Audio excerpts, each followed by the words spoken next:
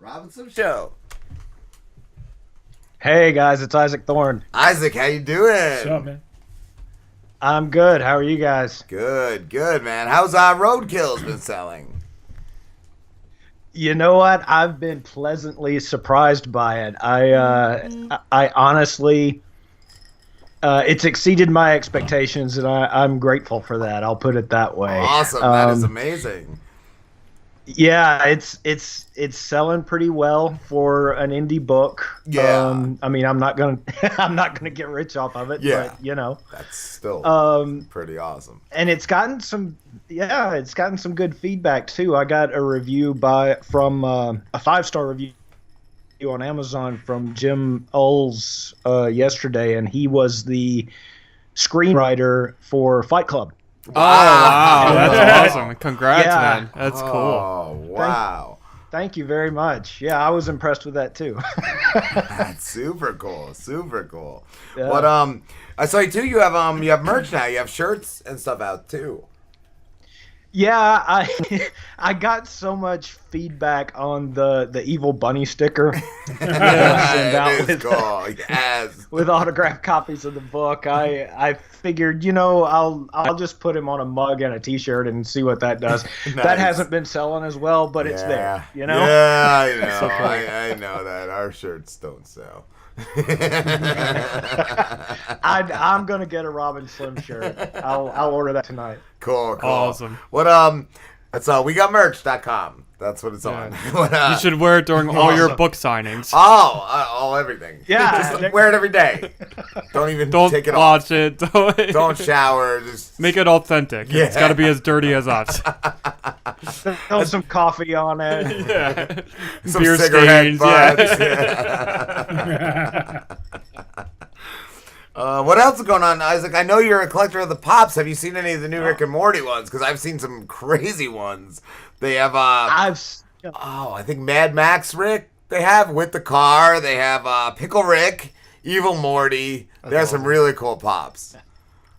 I saw a Lawyer Morty one.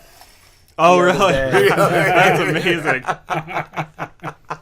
That's so great. I don't have any of them yet, but I kind of want to get the Lawyer Morty just because they just like to he's just entertaining. That's it. Just like they have one line ever, right? I don't want to see your pod collection. Like so good. Oh, that was regular Morty to him. I don't even think I think he whispered it. Yeah, like that's great. But I want season 4, dude. When is that coming? I don't know, but I'm looking forward to it. You saw the picture I posted on Instagram of the Lego Rick and Morty set I found in I guess it was in Walmart. Yeah. Slim's got a couple, I think. Slim's got, I think it's that one. It's the garage? Yeah. Yeah, I have that one, and I have the Meeseeks one. The Meeseeks one, and I have the one with the car. So, yeah. Oh, see, I didn't even know they existed. Yeah, you know what's great, too? I don't know if you noticed, but they're Todd McFarlane. Yeah. Really? Yeah. Oh, are they? Yep. Yeah. That's why they look so amazing. Like, I was putting them together. I was like, man, this is really good. And then I looked on the box, and I saw Todd McFarlane. I was like, that explains it. I love how he actually put the That makes plumbus. sense. Yeah. Yeah, it's got a plumbus. It's got everything. You know what's funny to me though is they were in the toy section. Yep. In Walmart, and I'm like, they're like surrounded by Barbie and Batman and stuff like that. They're right next to the Some Steven Universe buy ones. a Rick and Morty set for their What kid's gonna want that? Yeah, that should be in like the electronics section in like its own little segment. Like Kids are culture section or something. Kids are fans of the Rick and Morty, man. My little cousins, they're like 12 and 13, and they love Rick and Morty. Yeah. Yeah, they watch it all the time and they tell me about it. And I love it, yeah. My kids always wanted to see it, so I let them watch the one scene with the rats, with Pickle Rick and the rats. I let them watch that fight scene. And my sons, I'd never seen them laugh so hard. Yeah. So yeah, if it weren't for like the dirty language or jokes, like I think it would be okay for kids. I don't know. Oh yeah. Evolution of the Simpsons, Yes, yeah, absolutely. Yeah, but hopefully they get this shit together and get season 4 going soon, because it's been too long. Yeah. What Are you doing what's it, Scream Radio? Yeah, I'm on Scream Radio. Scream Radio, not Screen. That's the second time I've messed up an M for an N today. I'm drinking a Dos Equis. I'm trying to be more interesting. So, apparently that involves confusing M's and N's. Yeah, I do it all the time. I can't even pronounce words, Isaac. Do you do like it's a weekly show, right, Isaac? Yeah, I do a couple of different things on there. I've got Thorne's Theater of Terror, which is 45 minutes to an hour long. They're either my original short stories or I also serialized the novel, The Picture of Dorian Gray. Which has been long out of copyright. So I serialized that, and I also do a segment, a small segment, 5 or 6 minutes, called Classic Cuts, and that is just little snippets from classic out of copyright horror like Dracula and Frankenstein and Jekyll and Hyde and things like that. That's awesome. Whoa. I don't know, when you said Thorne's Theater of Horror, I pictured 45 minutes of you making like ghost sounds and screaming. Like that would be a great episode for like an April Fool's prank. That would be a great. I might have to take you up on it. Just get a piece of sheet metal and shake it for like thunder. I don't know that Tracy would ever air it. But, we would. We would play it as the new Robin Slim. Special Robin Slim edition. Do you do reviews as well? Yeah, I've been writing movie reviews for Tennessee Horror News and for the Horrorcist. Tennessee Horror News saw some of the reviews I was doing for the Horrorcist and asked if I would do some for them as well. So I'm writing reviews here and there. And I don't know if you saw that My Little Rascal Productions has sent their movie adaptation of Because Reasons to film festivals, and it's actually got a couple of notices there. It won the fan favorite award at Full Moon Horror Festival in Nashville, which I was at, and there was another festival, I can't think of the name of it off the top of my head, but it got their Best Kill award. Wow, that is amazing. Yeah. That was one of my favorite parts of the book. That was one of my favorite stories. Did you like what they did with it?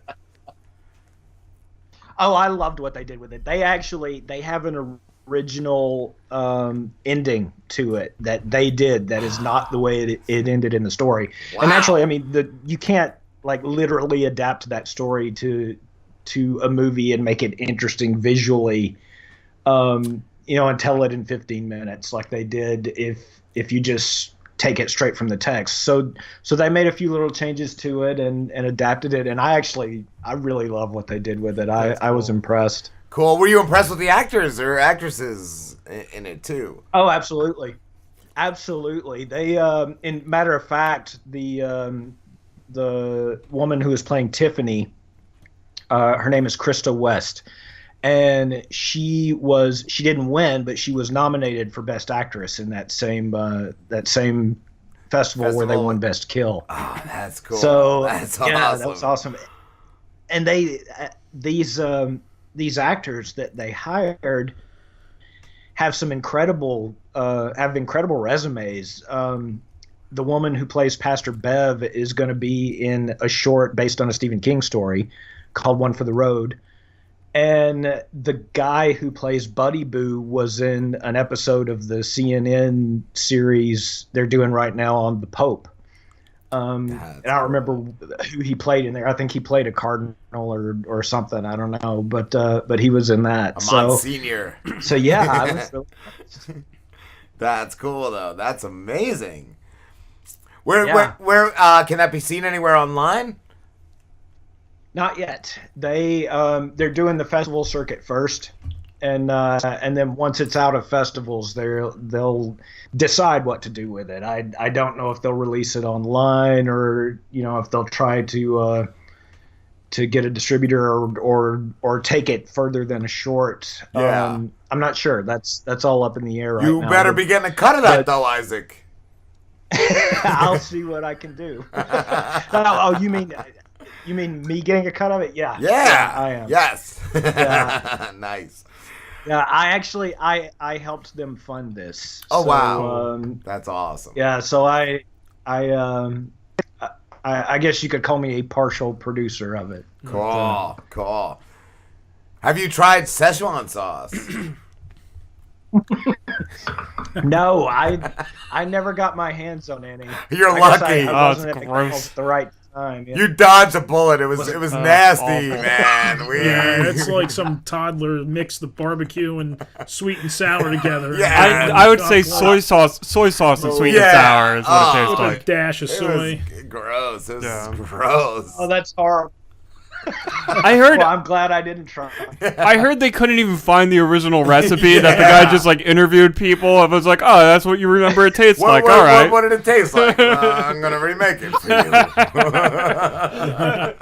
They were just trying to ride the Rick and Morty train. Had a dash of hobo pubes in it. Yeah, like that's what it was. A dash of hobo. What Isaac has been your favorite either movie or book that you've reviewed?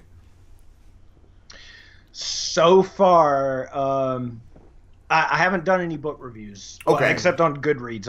I've done a couple there. I wasn't sure. But the movie reviews, there are two I've seen that really affected me, or three really, that really affected me in the past 6 months. One of them, it's not really horror so much as it is kind of thriller, I guess. It's called Radius. And it's about a guy who, when he wakes up from after he's been in a car accident, he can't remember anything, and all of a sudden, all these people around him start dying. He like gets within a certain proximity, a certain radius of a person, and their eyes turn white and they just die. Oh, right there. wow, that's cool. Wow. So that's awesome. It's on video demand, and I absolutely loved it. It kept me watching. There was The Babysitter on Netflix. I did like that one. You saw that? Yeah. Yeah, It's all- that was hysterical. Yeah, it was really well done. And there was another, I can't think of. The Lullaby. The Lullaby was one of the most recent ones I watched, and I think it's out now on video on demand, and it's pure horror, and it's really good. It's about a woman who comes home after having run away. She's very young. She comes home after having run away, and she's pregnant when she gets home, and she has the baby, and she keeps having these hallucinations about killing the baby in these various gruesome ways, and it is a gruesome movie and truly horrifying. It's one of the most horrifying things I've seen in a long time. Wow. They all sound great. I'm kind of curious, if you can, what do you think is the scariest horror film ever? Ooh, scariest horror film ever. I'll tell you one that really scared me when I was younger, that was kind of a cross between horror and sci-fi, and allegedly based on a true story, and the name is slipping away from me right now. It was an alien abduction movie. They Live? From like the late 80s. Was it with Roddy Piper? No. Was it not that one. Fire? Not Fire in the Sky, was it? I do remember that one, Fire in the Sky. That was the early 90s, though, I think. Yeah, I want to say it was called Awakening or something like that. Yeah. I can't remember now. That sucks. Sorry. No, that's okay. But it scared you? Yeah, that one. Well, I was watching it by myself late at night, and I was in college at the time, and had probably had a few drinks in me, As you should. As you should. Yeah. So that one terrified me pretty well. The first time I saw Nightmare on Elm Street, the very first one, I thought that was pretty terrifying. Yeah. I as a kid, I was terrified of Freddy. Terrified of Just him. didn't want to sleep after that. Yeah. Like, that was my father would fuck with me. He would say, "Oh, we got Nightmare on Elm Street. We got the Freddy movie," and I would like go in my closet and cry for hours while they were watching God knows what. But, Frank from Hellraiser. Frank from Hellraiser and Slambo. I have one more Freddy story I'll never forget. Me and my sister were sitting in our room. And we're sitting on our bed, and we hear this knock on the window, and we look out the window, and Freddy's out there because my uncle was a huge horror fan, and he was dressed as Freddy, and just it scared the shit out of us. Now that you're older, do you ever punch him for that? No, but I should. Yeah, you should.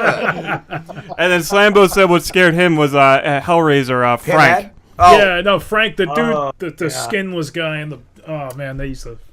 I don't know about. I think Texas Chainsaw was pretty creepy. Leatherface, or just Leatherface, or just the family themselves. That one was a little creepy. What shit. Fuck, Andy Van Scoyoc. Are you friends with her, Yes. Isaac? Because we talked to her a couple months ago. Oh yeah, she's cool. Yeah, I listened to that. She we've been connected on Twitter for a while. She's I think she left Twitter and then came back. Okay, she came back. That's what I was gonna ask. I remember I went to follow Friday her and I couldn't find her. I didn't know if she got off Twitter.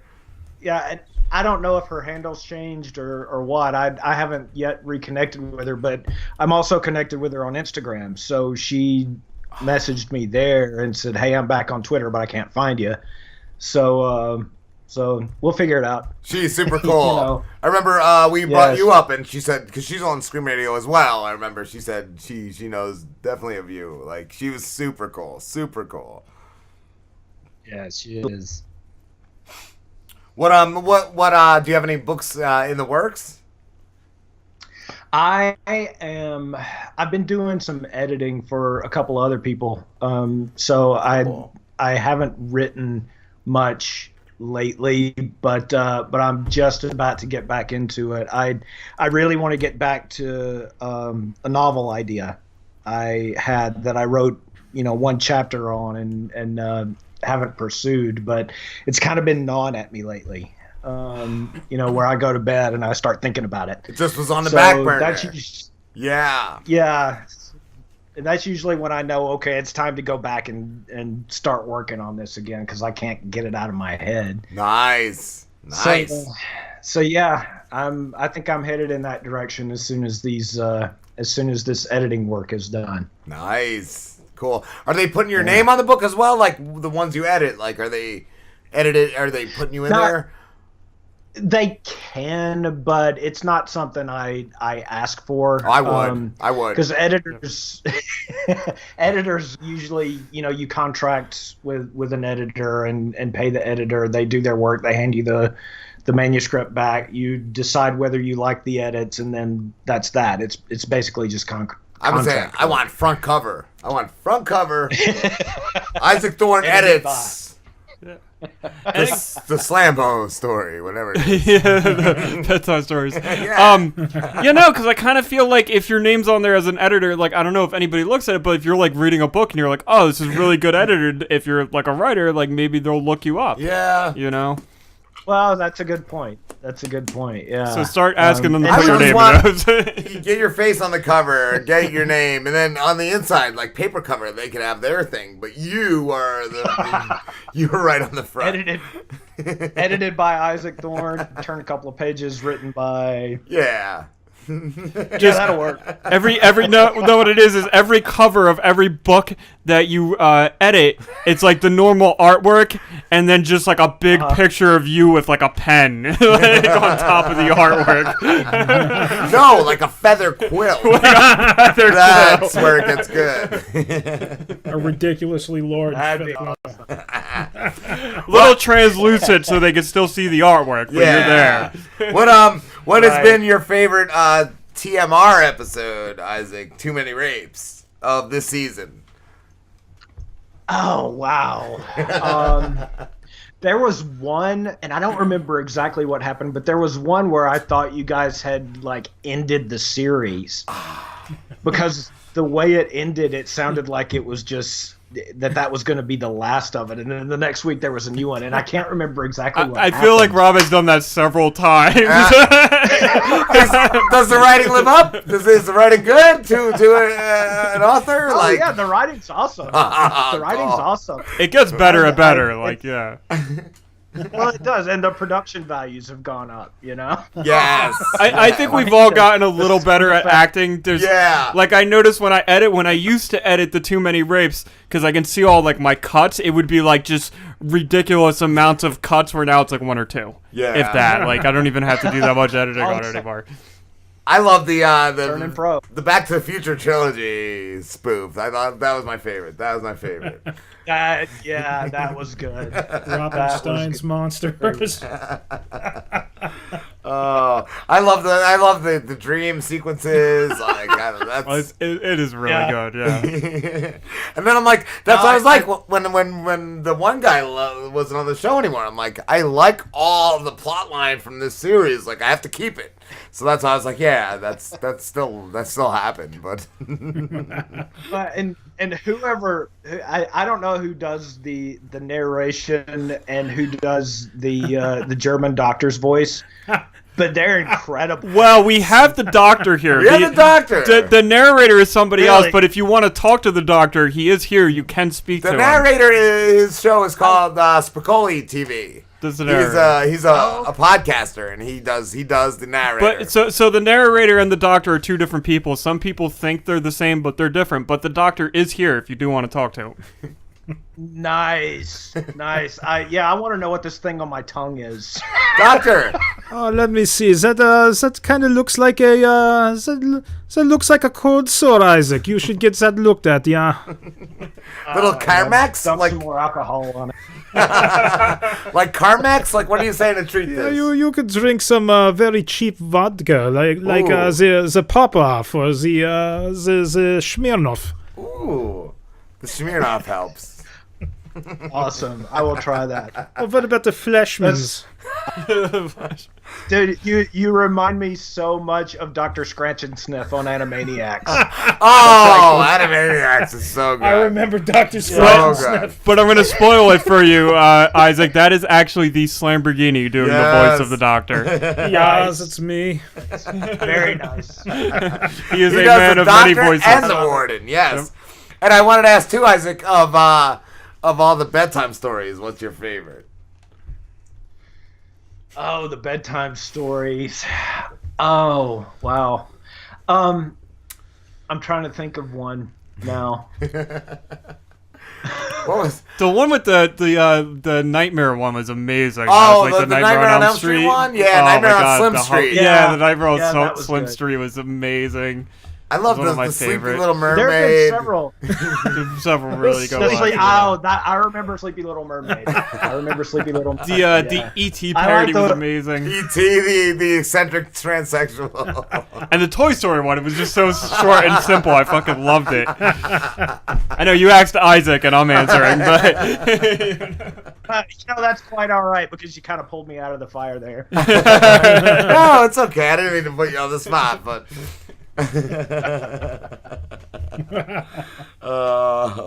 Isaac, could you read us something? I could. In fact, I thought I would give you guys a choice tonight because I couldn't make up my mind between a mixture of me not being able to remember what I'd read on here before and not really knowing what would come off the best. I decided both of these stories are in Roadkills, by the way. And I thought I would give you a choice between either an excerpt from Nobody Was Here or an excerpt from Safety First, which is has not been released anywhere but Roadkills and is sort of a science fiction horror mash. Yes, awesome. I did read that one. I love that story. Safety First. Okay, awesome. All right, we'll go with Safety First then. Cool. And I'm ready if you guys are. Yep, I'm going to mute the mics now. All right. Matt's heart sank. No one, not even Matt, could accuse his mission partner Grant of being a lousy shot. The smoke-encrusted black hole in what had been Matt's PTT, his sole remaining link to mission control outside of the lander, was proof enough of that. The tangy odor of the electrical burns singed the hair in his nostrils, even inside the thin environmental suit he wore. That was bad news. His suit was probably punctured as well, which meant his supply of oxygen was dwindling at a faster rate than it normally would. What he didn't have time to inhale was pouring out of the hole in his suit and into the moon's atmosphere, where it was of no use to him.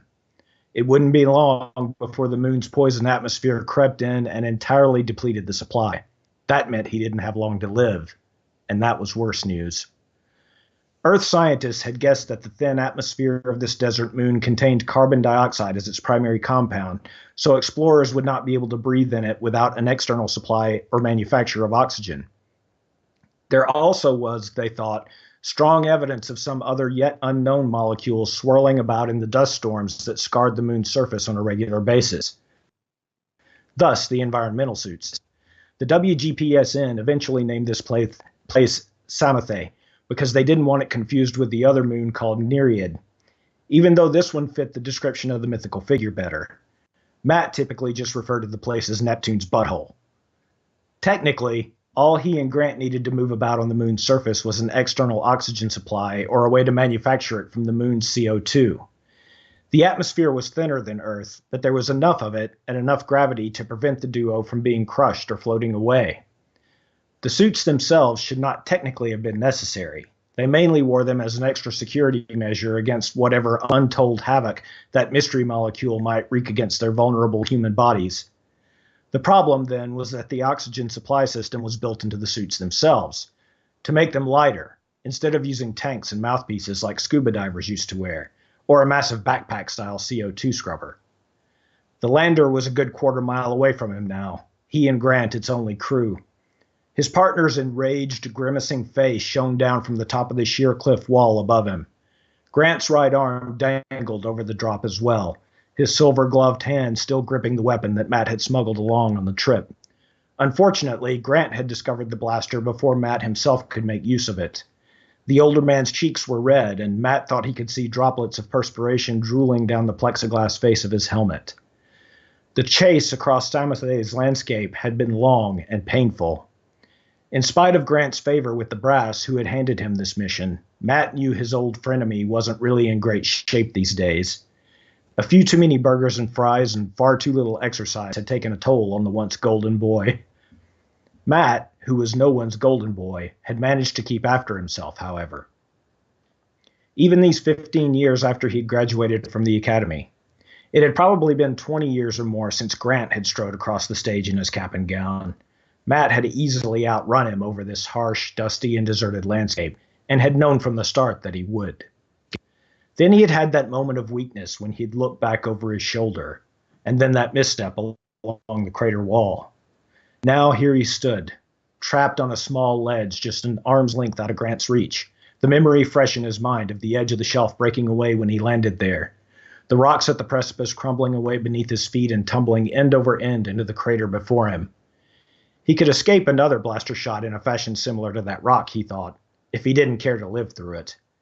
In fact, there was nowhere to go but the depths of the crater, the bottom of which he couldn't even see from this height. And his suit was bleeding precious air. Great. Just perfect. Okay, so maybe he had brought this on himself.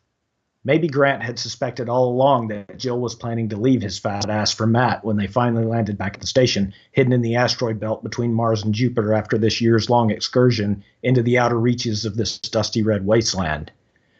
Was it really worth Matt's death to him? Not to mention Grant's own court-martial and dishonorable discharge that would inevitably result from the murder? Perhaps it was. At least that was what Matt thought he could read in Grant's red-rimmed and bloodshot eyes, which glared down at him from above the crater, above the ledge. And if that wasn't enough, there were his angry, laborious breaths, fogging his visor like smoke from a dragon's nostrils. Wait, fogging his visor? Maybe Grant's suit had been punctured as well. The moon's rocks were jagged, and some had been sharpened to razor edges after eons and eons of superstorms with no vegetation to call the winds. He'd taken pictures of some of them for Jill's solar system geology art collection that she curated back on the station. Jill. Jill didn't know any of this was happening. She fully expected both Matt and Grant to return safely to the asteroid belt in a few years, where they would resume their little love triangle until everyone felt comfortable enough to bring the awkward situation to an emotional head. Neither she nor Grant could have possibly known about the blaster when he'd smuggled it aboard. Matt's plan had been to sneak up on Grant while he was digging in the moon's soil or squatting to take a shit. He'd picked up one of the jagged moon rocks and sliced open the older man's head with it, making it look like Grant had simply taken a tumble and banged his noggin on the wrong end of one of the moon's sharp rocks. Matt would relay the report of what happened to Mission Control, who would instruct him to bury the body and continue alone if he could, or abort and start the long trip home if he could not. It's something every explorer knew was a possibility when they signed up, although it had only ever happened once before, and no one had questioned those circumstances. He had only brought the blaster along as a backup, in case the time was never right, or he lost his nerve, or he was somehow magically overpowered by Grant. It might be harder to cover up a blaster shot as an accident if future missions happened to uncover Grant's body, but at least the job would get done.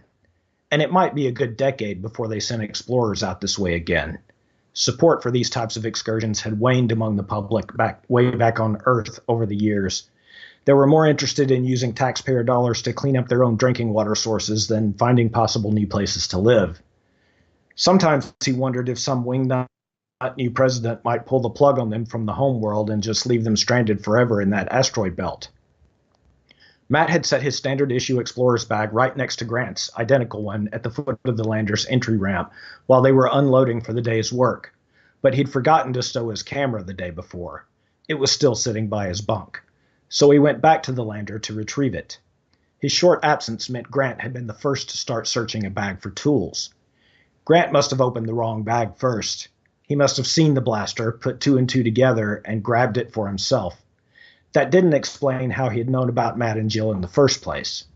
Maybe Matt had been talking in his sleep again, or maybe Grant only suspected because of the puppy-like way Matt and Jill had been behaving around each other before the mission. But none of that really mattered now. He would never see Jill again.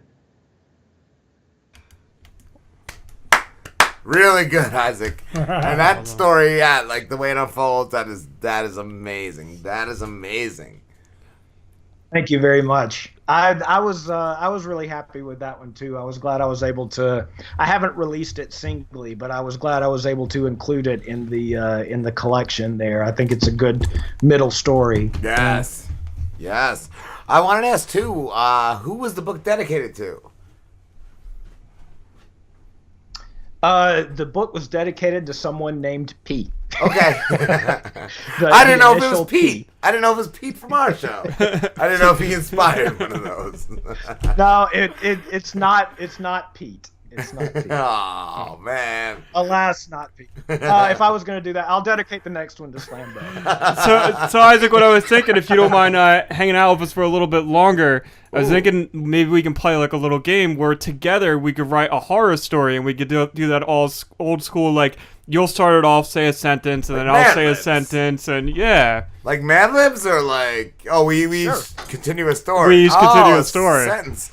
All right. Like a horror, but it's got to be scary. Okay. Okay. All right. So yeah, let's wait till Slambo sits down. So he's going to be prepared for this. And I guess we'll go, you want to go, I guess, Isaac, then me, then Slambo, then you, and we'll do it like that? Yeah. All right, so what we're going to do is we're going to write a horror story together. Right. Isaac's going to start it off, then I'm going to do a sentence, and you do a sentence, and then Rob does a sentence. All right. All right. Okay, let me see. First sentence. Let's see. He tripped and hit his head on the bottom step of the staircase. He wasn't sure what caused him to trip, but when he looked back, he saw... That goddamn cat again. Staring at him from the top of the steps. Meow, meow, meow, meow, meow, meow, meow, meow, meow, meow, meow, meow, meow, meow, meow. God damn it, Slambo. We were doing good, Isaac. You and I make a good team, but then Slambo just ruined it. No, you gotta keep it. You gotta keep it going. You know what? Hey, Hey, cats exist in horror, man. Pet Cemetery. We can go with this. Yeah. We can go with this. All right. Okay. So let's see. The cat glared at him with red-rimmed eyes and extracted preternaturally long claws from its front paws. As terrifying as the cat was, the look the cat was giving him, he recognized. He recognized that look because that was the same look his grandfather would give him when he had misbehaved. He had images of his grandfather's eyes staring at him from the dark dark tool shed he remembered as a child, as he would deliver a particularly savage beating. He helped put the roof on that shed, and then his grandfather did horrible things to him, unspeakable things to his tuchus behind that shed. This is amazing. Suddenly, the cat spoke to him. Do you remember that ass raping I gave you, grandson? That was to teach you a life lesson. I wanted you to understand that one day you too will be a man. No, it couldn't be. It couldn't be, as he heard the cat's voice stream down from the staircase. His grandfather had been dead for years, but that voice was unmistakable. Unmistakably his. I was raped by the cat. Get it? I'm Lucas. It's good.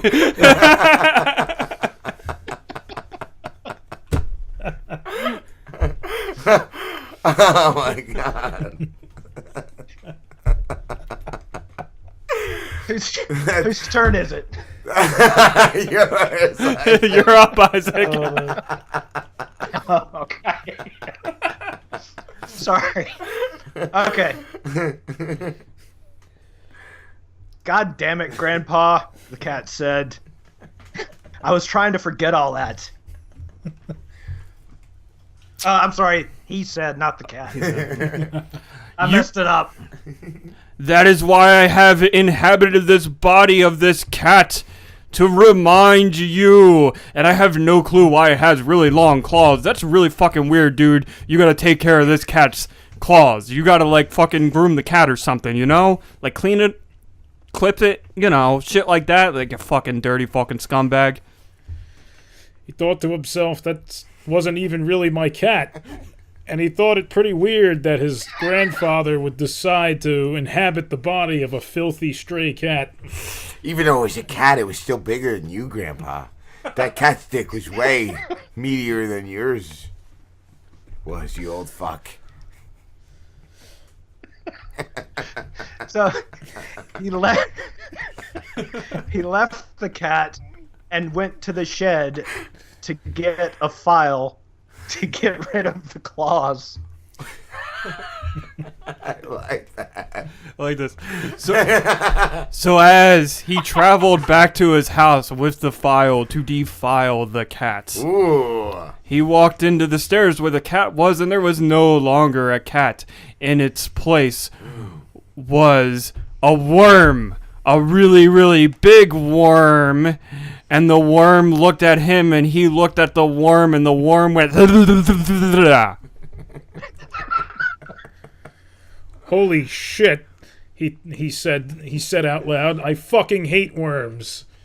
He lunged at the worm with his iron file. Yes. And circumcised that worm. And now that worm doesn't have gunk under its foreskin anymore. And then he happened to think, wait a minute, I don't know anything about a worm's foreskin. How do I know I didn't just cut his head off? I don't know where this story's gonna end. I think you just circumcised yourself, Slim.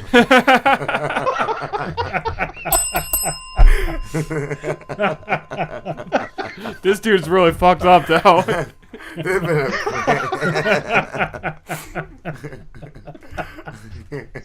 Somebody needs to write this down and get us a Publish it. Yeah. Edited by Isaac Thorne. I think it would require a little bit of sober editing. None of us can do that on this show, at least. Isaac, thank you so much, dude. It's always great talking to you. Always great. Absolutely, I appreciate the invitation to be here again. I love the show, and till next time. Absolutely. Oh, yeah, Where can everybody find you? You can find me at my website, isaacthorne.com. That's Thorne with an E. And you can find me on Twitter and Facebook at Isaac R. Thorne. Nice, dude. Thank you so much. Thanks a lot, guys. Anytime. We'll talk to you soon, brother. All right. Have a good one, Isaac. Have a good one, man. We will be back in a